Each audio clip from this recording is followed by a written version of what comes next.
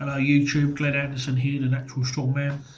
So just doing a little video basically on how healthy am I.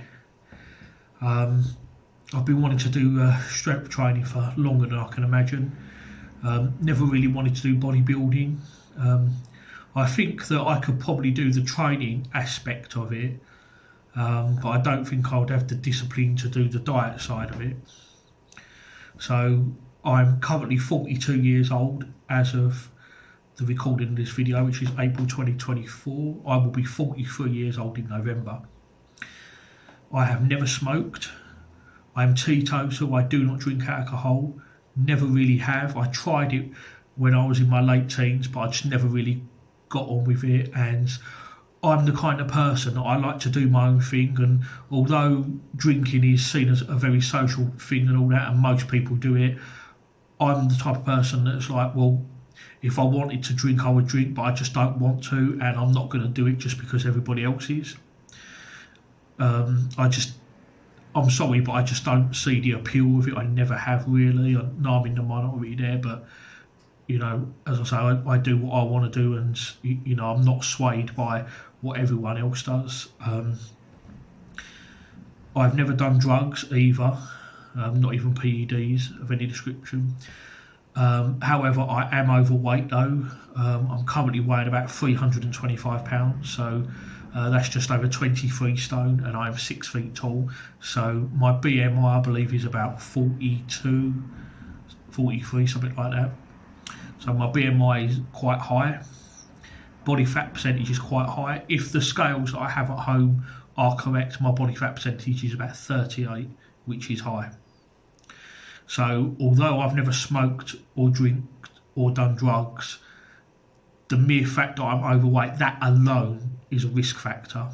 However, when I first started training, I tried to like copy Eddie Hall and Brian Shaw and a lot of the other guys, because you know, I just believed that, you know, if you ate loads and loads of food, you get strong. Because I watched Eddie Hall's documentary, and he says in it that he had like 10,000 calories and all that. He's just eating and eating all the time, and he said like food, you know, if you're not eating enough food, you might as well not bother, basically. And I really took that to heart, and I think that I bought that documentary on DVD. I think it came out around 2015, something like that. And yeah, I was I was training for strongman. I just started doing strongman at that point around 2015, 2016. And I remember in 2017 there was a point I weighed about 295 at the time, just over 21 stone. And I remember at the time there was a point where I was consuming almost 6,000 calories a day. And what I found was I was getting strong, especially the static lifts, but I was just putting on so much weight. Basically, the amount of strength that I was gaining versus the weight I was putting on, it wasn't a good return on investment as far as I was concerned. I was putting on too much weight versus the amount of strength that I was gaining. And I realised, because the thing is, being natural and all that, you do need to eat your fair share of food.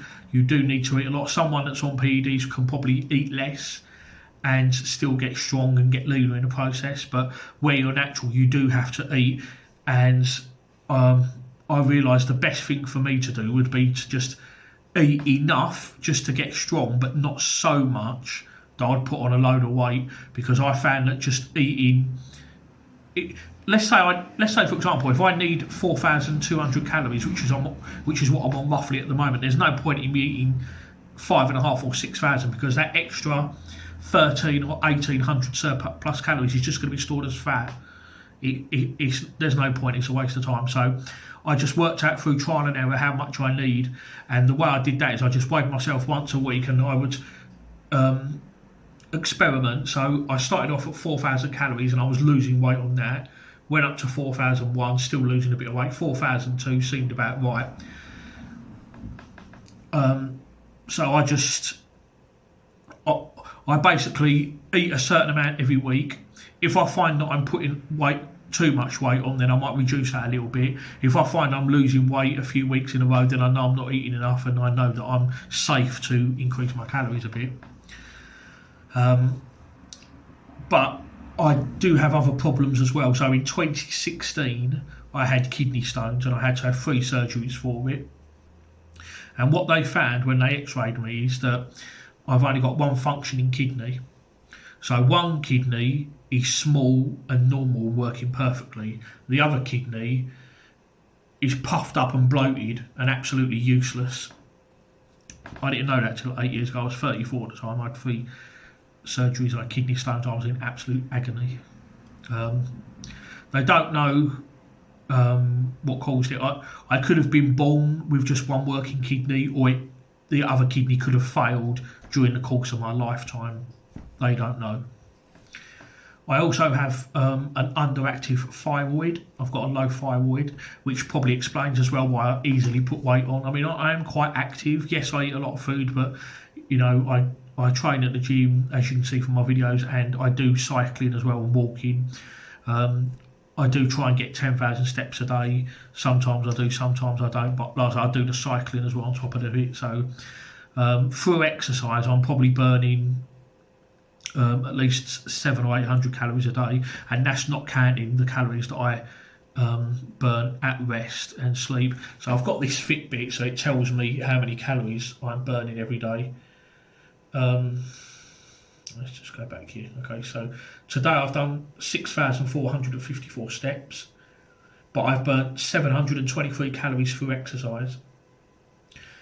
Because the thing with this Fitbit, it will only tell me how many calories I'm burning if I'm moving around. If I'm sitting here like this, it won't tell me anything.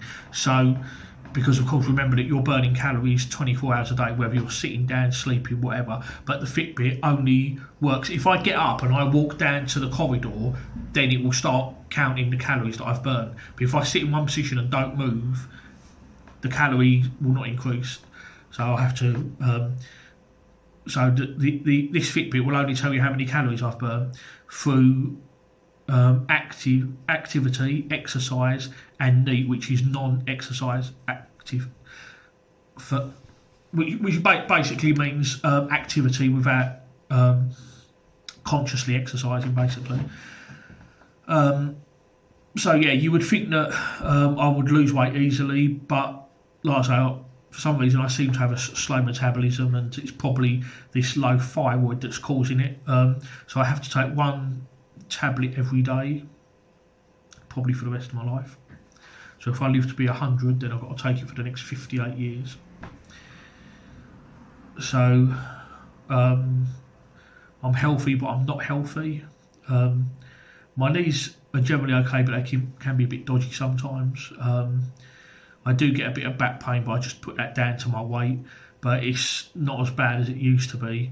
About 4 years ago, I was nearly 24 stone, and my back used to hurt all the time, and I could literally only walk about 5 minutes or so, and then I had to sit down because my legs were hurting, my feet were hurting, my back was hurting. And what I found is if I started fasting and losing weight, that really helped big time, because when you eat a lot of food and all that, you're just putting crap in your system.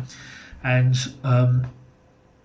I watched some videos on fasting, and for the longest time I refused to believe it, but I thought, well, I'll try it, and I was actually pleasantly surprised. Actually, fasting does actually have some good benefits, not just for weight loss, but for a cleanse to the system as well. I remember a few years ago when I was nearly 24 stone, I had plantar fasciitis. For those of you that don't know, that's a problem with the feet, and I lost a couple of stone, and it went away all by itself, just by fasting and just by losing weight, basically.